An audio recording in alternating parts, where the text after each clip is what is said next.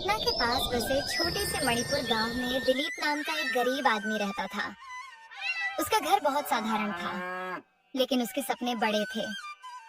रोजी रोटी के लिए दिलीप गांव के चौक पर एक छोटा सा ठेला लगाता था, जहां वह शाम होते ही अपनी मशहूर एक करी बनाकर बेचता था। गांव में लोग कहते थे कि दिलीप के हाथ में जादू है। उसकी बनाई हुई एक करी की खुशबू दूर दूर तक फैल जाती थी। जैसे ही सूरज ढलता, लोग धीरे धीरे उसके ठेले के पास इकट्ठा होने लगते। उस दिन भी शाम ढल चुकी थी। दिलीप ने अपना चूल्हा जलाया और कढ़ाई में तेल डालकर मसाले भूनने लगा। थोड़ी ही देर में पूरे चौक में मसालों की खुशबू फैल गई।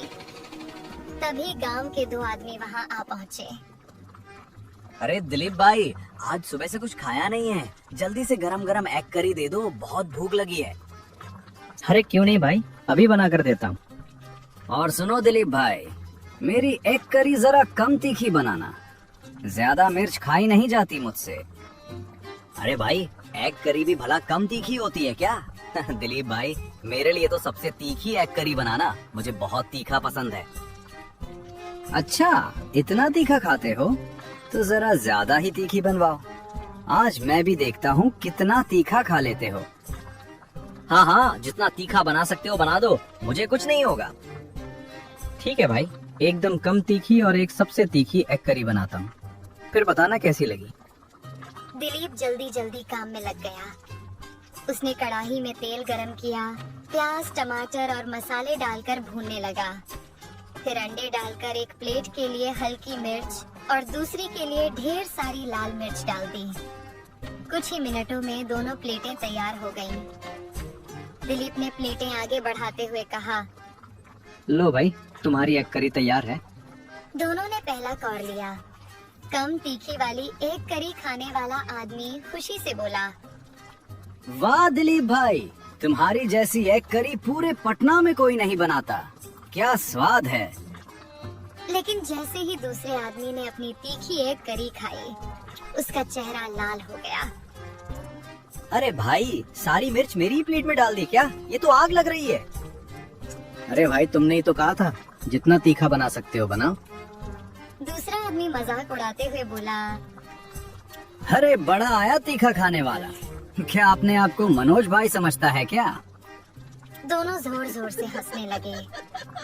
असल में पूरे गांव में मनोज भाई का नाम मशहूर था। वह गांव का सबसे बड़ा तीखा खाने वाला माना जाता था। गांव में दिलीप की तीखी एक करी की बात किसी तरह गांव के सबसे बड़े तीखा खाने वाले मनोज भाई तक भी पहुंच गई। मनोज भाई सीधे उस आदमी के पास गए जिसने पहले दिलीप की एक करी खाई थी। अरे भाई, सुना है उस दिलीप ने बहुत तीखी एग करी बनाई थी। हाँ मनोज भाई, इतनी तीखी एग करी मैंने आज तक नहीं खाई और शायद किसी ने बनाई भी नहीं होगी। अच्छा, इतना तीखा? सच में भाई, मेरी तो हालत खराब हो गई थी। कान से धुआं निकलने लगा था। अरे ऐसी मिर्च अभी तक पैदा ही नहीं हुई जो मुझे हरा सके। चलो आज देखते हैं कितनी तीखी है वो एग करी। दोनों तुरंत दिलीप के ठेले की तरफ चल पड़े। गांव वाले भी धीरे धीरे इकट्ठा होने लगे। अरे दिलीप भाई, हमने सुना है तुमने सबसे तीखी एग करी बनाई थी। हाँ मनोज भाई, इतनी तीखी है कि शायद आपकी भी हालत पतली हो जाएगी। अरे जा जा, मैं तो सुबह के नाश्ते में हरी मिर्च खाता हूँ। तुम क्या मुझे हराओगे? एक बार खाकर देखो, फिर खुद ही बताना। हाँ भाई, वही सबसे तीखी वाली एग करी लगा दो। आज खाकर ही देखते हैं। दिलीप ने तुरंत काम शुरू किया। कुछ ही देर में वही सबसे तीखी एक करी तैयार हो गई। दिलीप ने प्लेट आगे बढ़ाई। मनोज भाई आराम से खाने लगे। तभी पास खड़ा वही गांव वाला बोला, मनोज भाई, पानी दूं क्या? या फिर कोल्ड ड्रिंक ले आऊं? लेकिन मनोज भाई बिना कुछ बोले खाते रहे। कुछ ही मिनटों में उन्होंने पूरी प्लेट साफ कर दी। अरे भाई, इससे तीखा तो मेरा सुबह का नाश्ता होता है। बड़े आए मुझे हराने वाले। यह सुनकर वहाँ खड़े लोग हैरान रह गए। दिलीप भी मन ही मन सोचने लगा, अरे ये आदमी है या शैतान? इतनी मिर्च डाली थी मैंने, फिर भी इसे कुछ नहीं हुआ। अरे दिलीप भाई, मनोज भाई को हराना इतना आसान नहीं है। तुम्हारी सारी मिर्च मसाला इनके सामने फीका है। भीड़ में खड़े लोग हंसने लगे, लेकिन दिलीप के मन में अब एक नई जिद पैदा हो चुकी थी। वह मन ही मन बोला, मनोज भाई, अब मैं ऐसी एक करी बनाऊंगा कि आपको भी पसीना आ जाएगा। जल्दी से दिलीप गांव की किराना दुकान पर पहुंचा। अरे भाई, तुम्हारे पास सबसे ज्यादा तीखी कौन सी मिर्च है?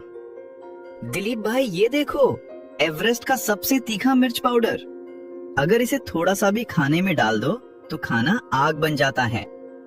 अरे वाह, यही तो मुझे चाहिए। जल्दी से इसके 2 पैकेट दे दो। दुकानदार ने पैकेट थमा दिए।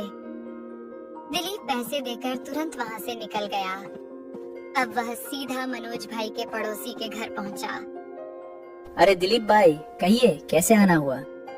भाई, क्या तुम मुझे बता सकते हो कि मनोज भाई खाने में ऐसा क्या खाते हैं कि इतनी तीखी एग करी भी आराम से खा लेते हैं? अरे दिलीप भाई, आपको ये क्यों जानना है? बस भाई, मुझे पता करना है कि वो इतना तीखा कैसे खा लेते हैं। कहीं उनके खाने में कोई जादू तो नहीं? भाई, मुझे तो नहीं पता वो क्या खाते हैं, लेकिन अगर सच में जानना है तो उनकी दादी के पास जाओ। बचपन में वही उन्हें संभालती थी। अच्छा, उनकी दादी कहाँ मिलेंगी? वो तो अपने खेत में मिलेंगी। उन्हें खेती करना बहुत पसंद है। यह सुनते ही दिलीप तुरंत खेत की तरफ निकल पड़ा।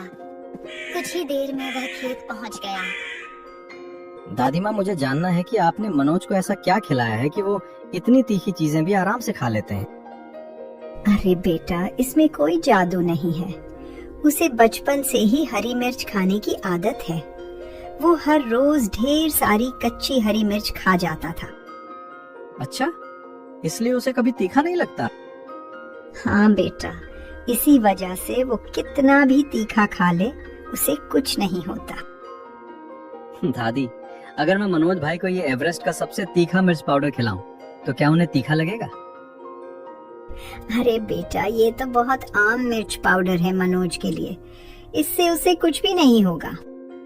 यह सुनकर दिलीप सोच में पड़ गया। तो फिर दादी, ऐसा क्या खिलाऊं जिससे मनोज भाई को सच में तीखा लगे? दादी थोड़ी देर चुप रही, फिर बोली, बस एक ही मिर्च है बेटा। अगर वो खा ले तो उसे भी तीखा लग सकता है, वरना बाकी सारी मिर्च उसके सामने फेल है। अरे वाह, कौन सी मिर्च है दादी? जल्दी बताइए, मैं अभी लेकर आता हूँ। बेटा, वो मिर्च हमारे यहाँ नहीं उगती, वो तो विदेश में उगती है। यह सुनते ही दिलीप का चेहरा उतर गया। तो फिर दादी, मैं उसे कैसे हराऊं? अगर सच में मनोज को हराना है बेटा, तो वही मिर्च तुम्हें ढूंढ कर लानी पड़ेगी। अब दिलीप गहरी सोच में पड़ गया। उसे दुनिया की सबसे तीखी मिर्च ढूंढनी थी।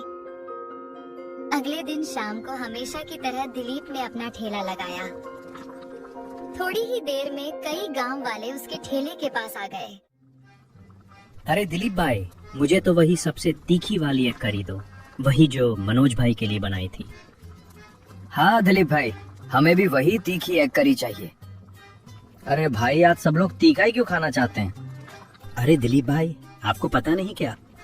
नहीं भाई, क्या हुआ? अरे मनोज भाई ने कल एक बड़ा मुकाबला रखा है। जो भी उन्हें तीखा खाने में हरा देगा उसे पूरे 10 लाख रुपए देंगे। अच्छा, इसलिए सब लोग अभी से तीखा खाने की प्रैक्टिस कर रहे हैं। हाँ भाई, अभी से आदत डालेंगे तो कल कितना भी तीखा खा लेंगे। पर भाई, मेरी एग करी से कुछ नहीं होगा। मनोज भाई को हराना आसान नहीं है। वो तो हर दिन ढेर सारी हरी मिर्च खाते हैं। अरे दिलीप भाई, आप बस देखते रहना। कल मैं ही मनोज भाई को हराऊंगा और गांव का सबसे बड़ा तीखा खाने वाला बन जाऊंगा। अगले दिन पूरे गांव में उत्साह का माहौल था। चौपाल के पास बड़ी भीड़ जमा हो गई थी। मनोज भाई बीच में बैठे थे और उनके सामने हरी मिर्च से भरी टोकरी रखी थी। 3 गांव वाले भी मुकाबले के लिए तैयार बैठ गए। सुनो भाइयों, ये रही हरी मिर्च। जो भी सबसे ज्यादा खाएगा और आखिर तक बैठा रहेगा वही जीत जाएगा। सबने सिर हिलाया और मुकाबला शुरू हो गया। सब लोग हरी मिर्च खाने लगे। मनोज भाई तो आराम से मिर्च खाते जा रहे थे, जैसे कोई साधारण खाना खा रहे हो। लेकिन दूसरी तरफ गांव वालों की हालत खराब होने लगी। एक आदमी ने 2 मिर्च खाई और तुरंत उठ खड़ा हुआ। अरे बस भाई, मुझसे नहीं हो रहा। कुछ ही देर में तीनों गांव वाले हार मानकर उठ गए। मनोज भाई हंसते हुए बोले, क्या हुआ भाइयों, इतनी जल्दी हालत पतली हो गई?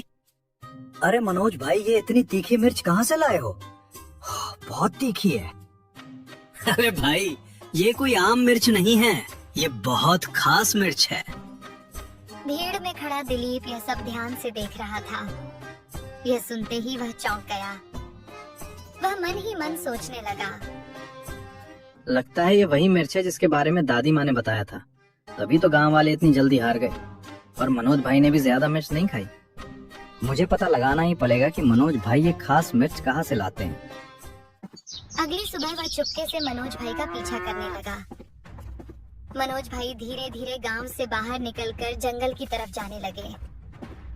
दिलीप भी सावधानी से उनके पीछे पीछे चलता रहा ताकि मनोज को पता न चले। कुछ देर बाद मनोज जंगल के अंदर एक छोटी सी खुली जगह पर रुके। दिलीप पेड़ के पीछे छुपकर देखने लगा। जंगल के बीचों बीच मिर्च का एक छोटा सा खेत था। दिलीप धीरे से बुदबुदाया, अरे यार, मनोज भाई ने तो यहाँ तीखी मिर्च की खेती कर रखी है। मनोज ने थोड़ी सी मिर्च अपनी थैली में रखी और वापस गांव की तरफ चल दिए। मनोज के जाने के बाद दिलीप उस खेत के पास पहुंचा, तोड़कर थैली में रख दी। अब देखता हूँ मनोज भाई मेरी एग करी कैसे खाते हैं। गांव लौटकर दिलीप ने एक नई योजना बनाई। उसने पूरे गांव में खबर फैला दी। जो भी मेरी एग करी बिना पानी पिए पूरी खा लेगा, उसे मैं पूरी जिंदगी मुफ्त में एग करी खिलाऊंगा। ये खबर पूरे गांव में आग की तरह फैल गई। लोग आपस में बातें करने लगे। अरे भाई, ये तो बड़ा मजेदार मुकाबला है। मुफ्त में जिंदगी भर एग करी मिलेगी, ये मौका तो छोड़ना नहीं चाहिए।